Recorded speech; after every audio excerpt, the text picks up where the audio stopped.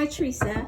Okay, so I hope you watched the kind of little intro video that was at the top because it tells you what kind of reading this is. This is a reading about managing your energy and how you're managing your energy. Okay, so it's a little bit different type of reading than, like, oh, what kind of job am I going to get, or how's my love life? It's how are you managing your energy, which in my opinion should be the first question we ever ask in any reading. This is where we should always start. What's my energy like? How am I handling my energy? So hopefully you read that. And I'm reading from the Mirror Truth Lenormand cards by Sylvia Neitzer. And I will post those. These are beautiful cards. I'm going to pull right off the top. I'm not going to take a lot of time shuffling. I've shuffled these a million times. And I'm going to do an absorb card for you, and a protect and deflect at level 2. And how are you transmuting, if at all, energy? Transmutation means magic, alchemy, changing the form of something. I say it's, for example, not adding red food dye to water to make it look like wine. It's actually changing water into wine. That's transmutation. It's magic. Okay. Because there's a little limited form of energy. It's called the law of conservation of energy, or thermodynamics. It's physics. There's only so much energy, and it never goes away. It only changes form. So what do we do with that? So many of us are trained to protect from energy, or to hide from it, or to run, or to cut cords, or to get away from people, or to all the things going on in the world today. And what we need to be doing, what will really empower us, that I talk about in my book, The Magic of Connection, is to learn to transmute energy and to be what I call transmuters, or the superheroes of energy, which in my opinion is what's really going to save our world, honestly. Okay, so right now, where are you? And no level is better than the other, because we will change at any given time where we are in our transmutation process. You have a lot of hope.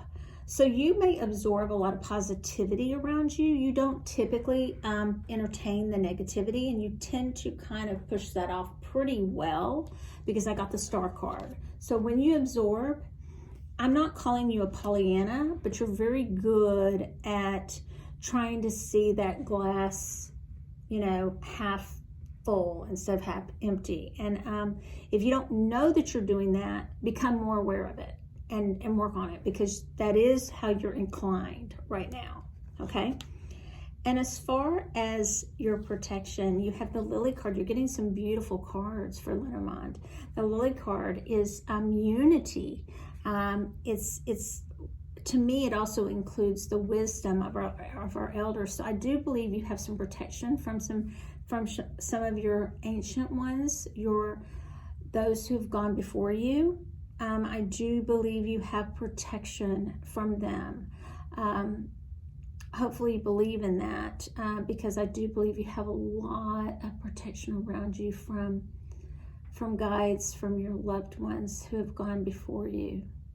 I'm feeling that very strongly for you right now. And how are you transmuting energy? Okay, so I got the Tower card, and I don't know if you read cards, and I'm sorry, because I'm reading through these pretty fast tonight, so no offense to anybody I'm reading for. This is not like the Tarot card. The Tarot card is not a good card. The Tarot card in Lenormand is very different. This can represent, structure. It can represent kind of an institution, which I also think, of learning. I think it can in Tarot too, actually, but also could be something of isolation at some point. If you get to the Ronna George puts it in, and I love this in her book. She puts it represents a lot of shoulds, like I should do this. I think I shoulda, coulda, those shoulda, coulda things, and that's not always a card of transmutation. That's a card of isolation.